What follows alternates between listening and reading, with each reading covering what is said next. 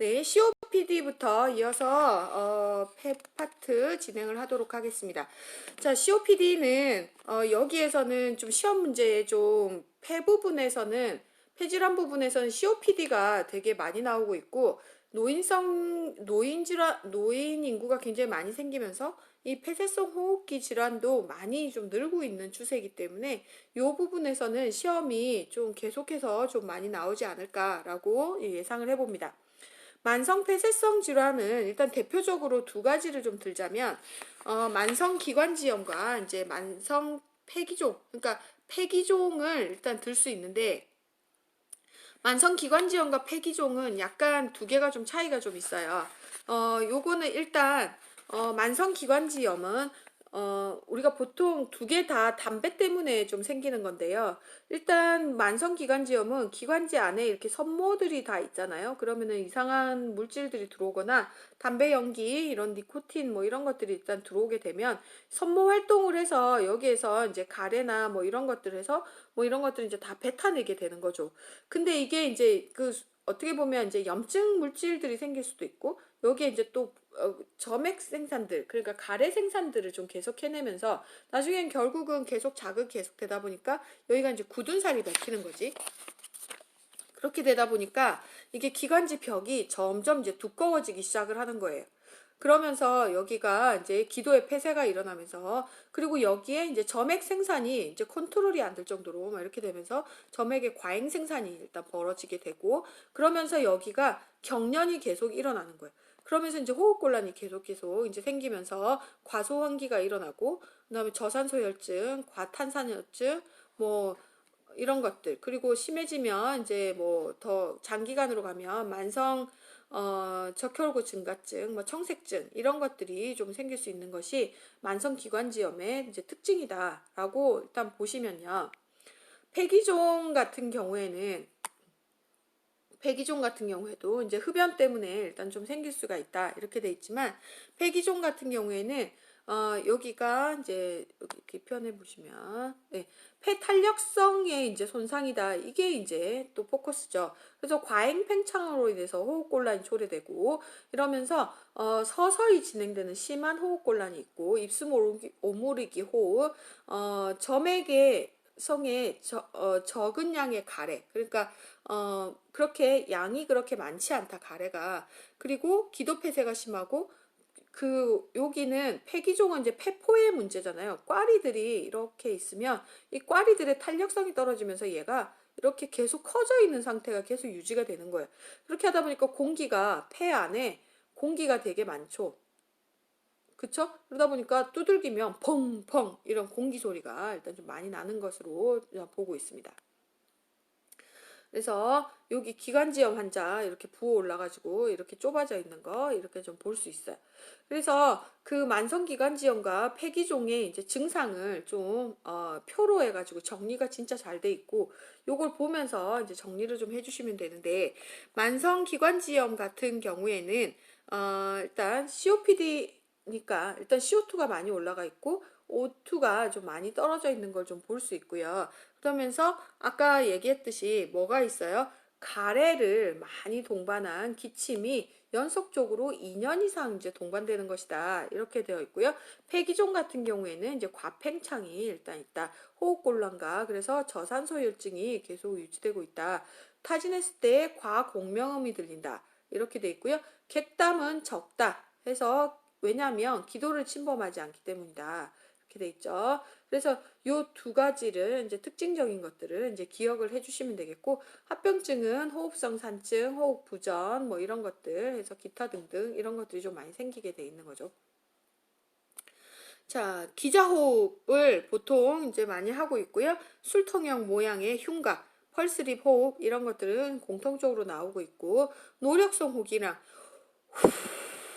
이렇게 했지만 이 폐기종 같은 경우에는 폐포 꽈리의 탄력성이 떨어져서 공기를 다 못 뺏는다 그랬잖아요. 그러니까 노력성 호기량 이런 것들이 떨어지고, 그 다음에 지난번에 이제 공부했던 FEV1 대 FVC가 좀 많이 이제 감소되어 있는 걸 좀 볼 수 있습니다. 그쵸? 이게 뭐였어요? 1초 동안의 호기량, 이거는 노력성 호기량. 그쵸? 그래서 이 두 개의 비율을 봤을 때 이게 이렇게 해가지고 훅 다 한 번에 다 나가야지만 탄력성이 되게 좋은 건데 이게 다 내뱉 잘 못 내뱉으면 이게 수치가 계속 떨어진다고 했잖아요. 그래서 이게 0.70 이하로 일단 유지되면 이제 COPD다 이렇게 보고 있습니다. 자, 그래서 이게 0.30 이하로 일단 여기 이제 스테이지를 이제 뭐 나눠가지고 80%, 뭐 50%, 그다음에 30에서 50, 그다음에 30 이하 이런 식으로 해가지고 좀 나눠가지고 좀 보고 있어요. 그래서 여기는 일단은 70 이하로 유지되면 요 두 가지의 어떤 COPD의 증상으로 좀 볼 수가 있겠습니다. 그래서 폐활량 검사 해가지고도 이제 진단을 내릴 수가 있겠다라고 보시고요. 여기 보시면 앞쪽에 보시면 이 표가 이렇게 나와 있어요. 그래서 만성기관지염은 기도 문제, 폐기종은 폐포의 문제이다. 두 개가 이제 COPD로 보고 그런 다음에 여기에 병태 생리가 이제 쭉 나와 있으니까 설명된 부분이니까 정리가 다 됐으니까 일단 확인하시면서 정리를 한번 해주시기 바랍니다. 자, 그래서요, 일단 치료는, 이거 COPD는 낫는 질환은 아니죠. 그렇기 때문에 증상을 더 이상 나빠지지 않도록 하고, 거기에서 나빠지지 않도록 하면서 증상의 좀 호흡이 좀 용이할 수 있도록 좀 많이 도와주셔야 됩니다. 그래서 악화 요인들 이제 피하셔야 되니까 일단 금연 계속 이게 1번이죠. 그쵸? 그래서 이거 별표 3개 붙여드릴게요. 악화 요인 제거, 금연. 그리고 이제 감염 예방과 치료 해가지고요. 매년 독감 예방 접종 맞으셔야 되고, 감염이 됐을 때 항생제 치료 잘 하셔야 되겠고, 요즘은 또 이제 그 폐렴 주사 있죠? 예, 그래서 폐렴 주사 이런 것들 좀 맞아서 좀 그런 것들이 걸렸을 때 합병증들을 좀 많이 감소시켜야 되겠다. 그리고 이제 그 투약으로 기관지 확장제라든지 항생제, 이뇨제, 요거는 이제 우심부전이 왔을 때, 이 폐로 인한 우심부전이 왔을 때 이런 이뇨제까지도 일단 사용할 수 있고요.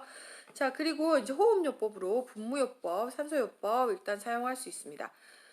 자, 그리고요, 여기 보시면 금연을 위한 약물의 장단점 이렇게 나와 있는데 요거는 참고로 좀 봐주시면 되겠고요.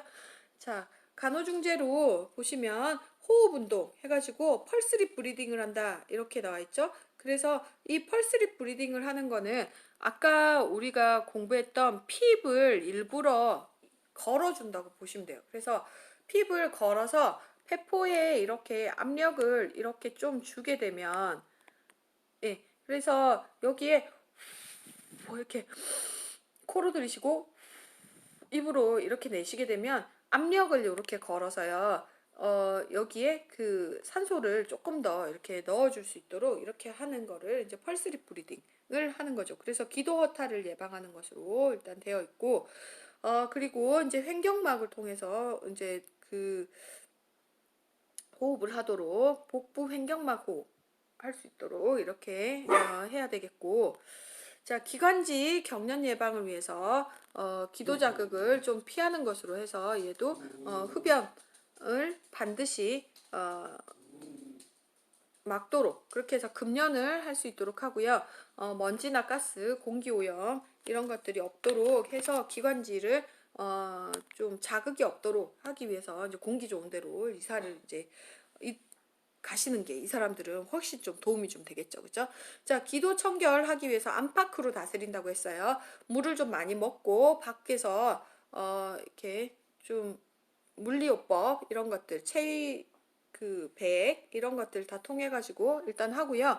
폐기종 같은 경우에는 근데 일단 두들겨서 하는 그런 것들 이런 타진 이런 것들은 하지 않도록 이렇게 해야 한다고 아까 설명을 좀 드렸었습니다. 자, 그리고 산소 공급 하시는데 저산소 혈증이 있을 때는 네이잘 플롱으로 해가지고 1, 2리터의 이제 산소, 저농도 산소를 이제 공급을 해야 되겠다. 자, 만성 고탄산혈증 환자는 어, 산소요법을 이제 좀 그 공급을 아예 할 수는 없고요. 좀 되게 조심스럽게 일단 써라 이렇게 돼 있죠. 그래서 산소를 줬을 때 그 호흡 중단의 위험이 있다라고 얘기를 했었잖아요. 그때 이제 호흡 억제가 되는 게 보통은 그 CO2가 굉장히 몸 안에 우리 뭐 정상 그 폐를 가진 사람보다는 좀 환기가 좀 과소환기가 되면서 CO2가 좀 쌓여 있는 상태잖아요. 그래서 호흡 자극이 보통은 연수나 그 중추 감수체에서 일단 하도록 되어 있는데 이게 어쨌든 그 화학 감수체에서 일단 관련이 돼서 얘가 높은 CO2에 이렇게 반응을 하지 않는 뭐 이런 상황이 좀 되면서 그러면서 일단 O2 농도가 계속 올라가고 이렇게 되면 이렇게 호흡이 억제돼 버리는 뭐 한칸 되게 복잡하죠. 어쨌든 여러분들 그냥 기억을 하시기에는 산소를 많이 주면 이 사람이 호흡을 안 하더라. COPD 환자들은 이렇게 CO2가 높은 데에 익숙하고 O2가 낮은 데에 익숙해져 있다. CO2가 호흡에 유발을 시키잖아요. 호흡을 유발시키는데 이게 CO2가 이게 CO2의 어떤 반응이 만성적으로 됐을 때는 그 높은 CO2에 반응을 하지 않고 O2 농도에만 이제 반응을 하는 것으로 되어 있는데 이 O2 농도를 O2 산소를 많이 주게 되면 O2 농도가 올라가게 되고 그러면 이제 적정한 이제 O2가 이렇게 확 올라가게 되면 호흡이 확 억제가 돼 버리면서 호흡이 오히려 중단의 위험성이 생길 수 있다라고 정리를 해주시면 되겠습니다. 그래서 이 사람들은 이제 1에서 2리터 정도의 저농도 산소를 계속 가지고 있고 환자들은 이제 뭐 거의 돌아가실 때까지 집에 산소통 갖다 놓고 내자플롱을 해서 계속 이렇게 산소 공급을 계속 받으시는 거죠. 이 환자들은요, 병원에 만약에 입원을 한다 하더라도 100%를 만드는 게 목적이 아니에요. 이 사람들은 SpO2가 한 90 이상 정도다라고 정도만 되면 오케이 뭐 이렇게 보시고요. 그리고 그 혈액 내에 그 ABGA를 했을 때 한 60 mmHg 이상이면 어머 그 정도면 괜찮겠다라고 목표를 두고 이렇게 하고 있습니다. 그래서 어쨌든 산소는 저농도로 줘야 된다라는 거를 기억을 꼭 이제 해주셔야 되고요. 소량의 잦은 식사를 이렇게 해주셔야 돼요. 왜냐하면 환자들이 호흡곤란이 너무 심해서요. 호흡곤란이 너무 심해서 이렇게 막 밥 먹다가도 숨이 차요. 그렇기 때문에 짧게 짧게 이렇게 좀 먹을 수 있도록 이렇게 좀 소량씩 잦은 식사를 할 수 있도록 하고 이 사람들은 거의 에너지를 호흡하는 데다 거의 다 쓰고 있습니다. 그렇기 때문에 이 환자들은 좀 고열량, 고단백 이렇게 주셔야 돼요. 네. 그래서 여기에서 탄수화물은 약 50% 내외로 일단 조정을 좀 해주셔야 되겠다. 자, 탄수화물을 이렇게 좀 조절을 하는 이유는 요 아래쪽으로도 나와 있지만 고열량식을 이제 COPD 환자는 해야 하는 거죠. 예, 해야 하는데 그 열량을 워낙 많이 쓰기 때문에 해야 하는데 보통은 고단백 시기로 좀 많이 밀고 있어요. 왜냐면 고단백을 좀 많이 먹으면 이게 이제 근력과 좀 관련이 있으면서 호흡 기능이 좀 나아진다라고 하는 이제 연구 결과들이 좀 많이 있기 때문에 고단백 시기를 좀 많이 권장을 하고 있습니다. 그리고 탄수화물은 좀 요 정도로 이제 조정을 하는 이유는 여기 밑에 보시면 이제 탄수화물이 이 분해되는 과정에서 이제 CO2가 이렇게 좀 많이 발생을 이제 하게 된다. 이렇게 때문에 이 환자들에게는 COPD 환자들에게서 악영향을 줄 수 있다. 이렇게 얘기를 하고 있고요. 또 한 가지는 이 탄수화물이 CO2도 증가하지만 산소 소비 능력, O2를 소비하는 것도 좀 증가를 하게 됩니다. 그래서 어느 정도 탄수화물 그러니까 뭐 아예 안 줄 수는 없잖아요. 그래서 이렇게 섭취를 하기는 하되 사실은 COPD 환자에게서는 저탄수화물식, 예, 저탄수화물식을 하는 것으로 일단 권장을 하고 있는 상태입니다. COPD 환자에게서는 일단 영양 상태가 그 환자의 1년 사망률을 일단 예측하는 예측인자로서의 이제 작용을 하게 되는데, 이게 왜냐면 호흡 근육 기능의 이제 운동 능력을 좀 보려고 그렇게 운동 기능 능력에 이제 따라서 이렇게 환자가 이제 어느 정도 지탱하느냐 뭐 이런 게 걸려 있기 때문이거든요.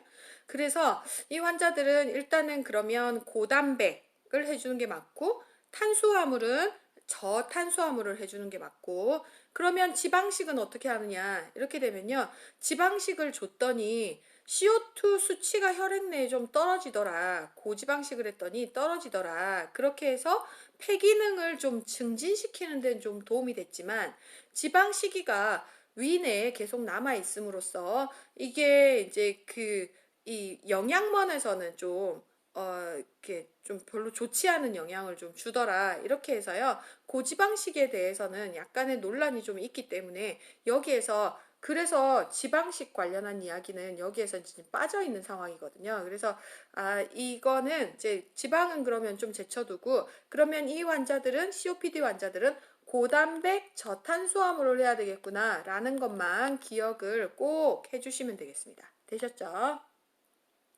환자 호흡을 못하기 때문에 불안이 많고요. 그렇기 때문에 이거와 관련해가지고 굉장히 좀 관리를 좀 잘 해주셔야 되겠고, 활동 지속성, 그러니까 뭘 하려고 해도 굉장히 호흡곤란이 심하기 때문에 이 환자 굉장히 좀 짜증도 많고 막 굉장히 힘들어요. 근데 조금만 움직여도 숨차는데 얼마나 화가 나겠어요. 그렇죠? 그렇기 때문에 활동 사이사이에 휴식 시간 주시고, 그리고 환자가 자주 사용하는 물건들은 이제 손 닿기 쉬운 곳에 이제 위치할 수 있도록 일단 잘 해주셔야 되겠습니다. 자, 기관지 확장증 나오고 있는데요. 아까 그 기관지, 만성기관지염하고는 좀 달라요. 만성기관지염은 점액 과잉 생산이잖아요. 근데 기관지 확장증은 이것도 그 기관지 벽에 섬유와 근육 파괴가 있는 기관지 확장증이지만, 이 브론키 액타시스의 가장 특징적인 거는 세층의 화농성 객담입니다. 별표 500만 개 붙이시고 외워주시면 되겠어요. 세층의 화농성 객담 일단 나오고 있어요. 그래서 이거는 많은 양의 냄새 나는 세층의 화농성 객담이다. 그래서 맨 아래쪽은 농물질, 그 다음에 깨끗한 침, 그 다음에 흐린 점액, 이런 식으로 해서 일단 이렇게 세 층으로 구변이 좀 되고 있다, 이렇게 보시고요. 이것도 기관지 확장증은 기관지 벽의 탄력성이 좀 떨어져 있고 막 이렇기 때문에 기관지가 비가역적으로 확대가 되는 그런 것들이 있으면서 이제 이렇게 늘어지고 막 이렇게 되면서 정상 조직이 어떤 흉터처럼 이렇게 되면서 이게 기관지 내에 어떤 그 안쪽에 기관지 벽에 자기가 해야 할 일들을 계속 못하게 되는 그런 상황이잖아요. 그렇게 하다 보니까 이게 저산소 열증이 생기고 뭐 이런 것들이 이제 다 생기게 되는 거죠. 그래서 이제 기관지 확장제라든지 산소 공급 이런 것들 해주셔야 되고요. 그다음에 항생제 투여, 그리고 뭐 그 폐기능이 좀 괜찮다면 분절 절제술이라든지 폐엽 절제술을 좀 해주면 좀 도움이 많이 된다고 합니다. 그리고 감염 예방, 그리고 적절한 영양 공급, 기도 자극 피하는 거, 이런 것들을 다 해주시면 되겠습니다. 자, 뒤에 천식 나오고 있는데, 천식은 알러르기 원에 이제 노출이 된 다음에 1시간 이내에 이제 나타나는 것을 이제 얘기한다 이렇게 있죠. IgE 이거가 이제 시험에 나왔었다고 이제 설명을 한번 드렸었고, 그래서 IgE 매개 비만세포는 뚱뚱해지는 비만세포가 아니고요. IgE 비만세포는 여기가 이 백혈구의 일종이죠. 그러면서 알레르기에 이제 관여를 하는 이 마스트셀 해가지고 IgE 매개 비만세포의 활성화가 되면서 염증성 매개 물질이 분비가 되고, 이러면서 결국은 이제 기관지 경련이 일어나고 이런 상황까지 오게 되면서 이제 호흡곤란이 일단 오게 되는 거고, 그렇게 되다 보니까 이게 쭉 요 부분은 다 읽어주세요. 그렇게 되면서 이렇게 그 증상이 쌕쌕거리는 듯한 뭐 이렇게 그 천명음이 들리죠? 그러면서 이제 휘징이 이렇게 들리게 되고 호흡곤란이 있고 기침이 있고 이런 것들이 이제 급성 발작 증상들이 일단 나타나게 되는 거죠. 그래서 그러니까 외인성 천식이 있고 내인성 천식이 있어요. 그래서 요거 외인성은 보통은 이제 뭐 원인이 감염이라든지 뭐 운동 유발성, 그다음에 항원 과민성이라서 어떤 물질들, 진먼지 진드기라든지 이런 것들에 의해서 좀 이제 많이 생길 수 있고요. 그리고 내인성 천식이다. 이거는 어떤 그 상부 감염일 때 좀 많이 생길 수 있다. 이렇게 되어 있고 만성화가 되면서 예후가 좀 나쁜 경향이 있다. 이렇게 좀 보이고 있습니다.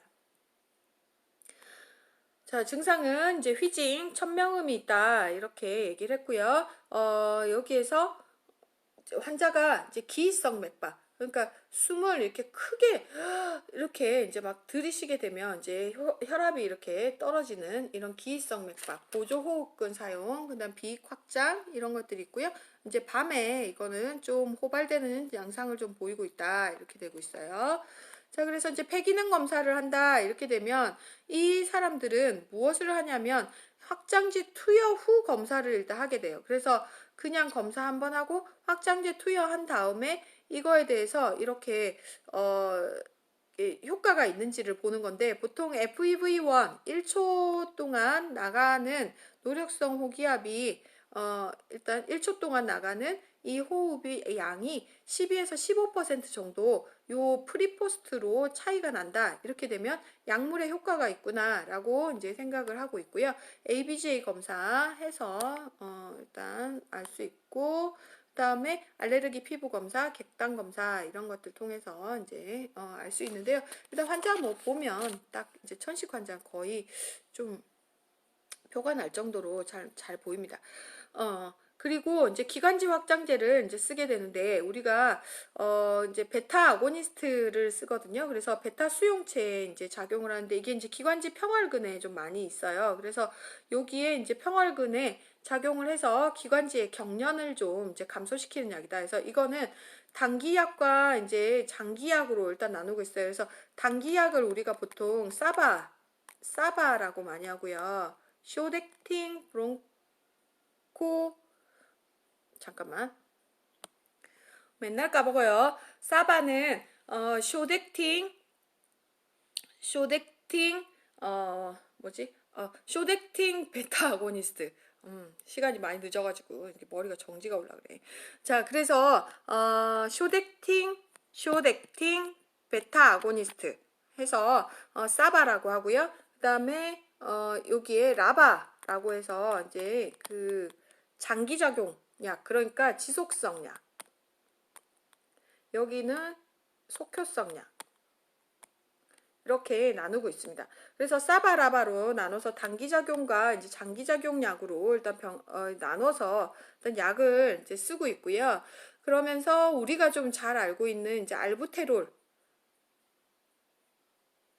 여기 알부테롤이 있고, 그 다음에 그 살부타몰이라고, 살부타몰.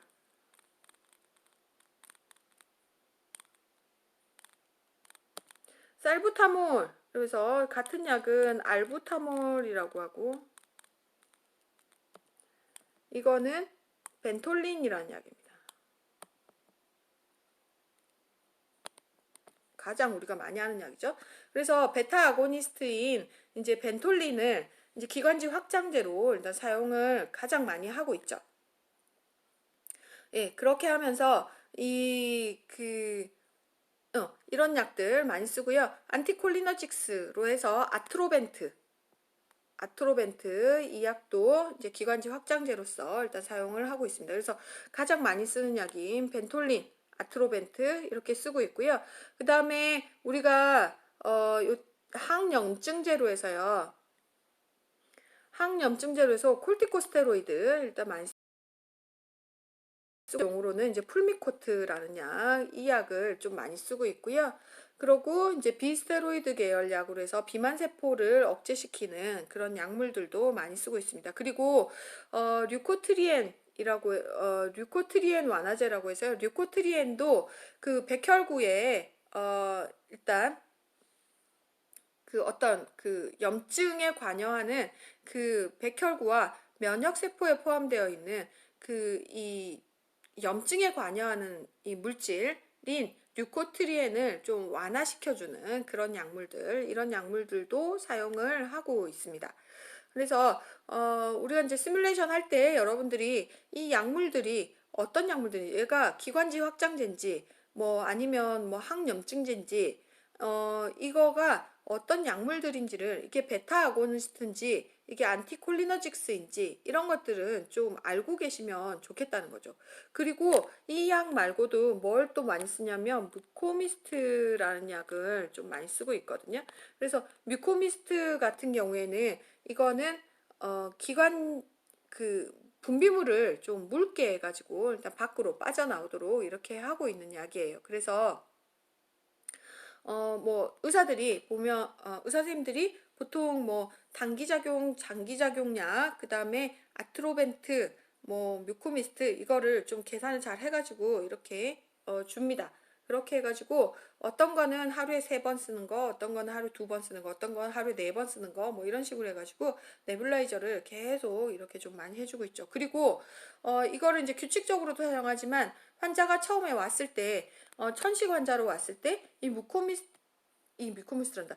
기관지 확장제를 잘 써서 빨리 흡입을 해서 가라앉히면 이게 빨리 효과를 보면요. 진짜 도움이 많이 되겠죠. 좀 빨리 이제 넓혀지겠지. 근데 산소를 주겠다면서 이거를 막 중단을 하고 막 이런 상황이 되면 아무리 산소를 줘봐야 기관지가 좁아져 있는 상황에서는 산소가 많이 들어갈 수가 없는 거예요. 그쵸? 네, 그래서 산소와 이 뮤코미스트 자꾸 뮤코미스트 그 산소와 이 기관지 확장제를 동시에 이렇게 주면서 빨리 가라앉힐 수 있도록 이렇게 해주셔야 되겠습니다.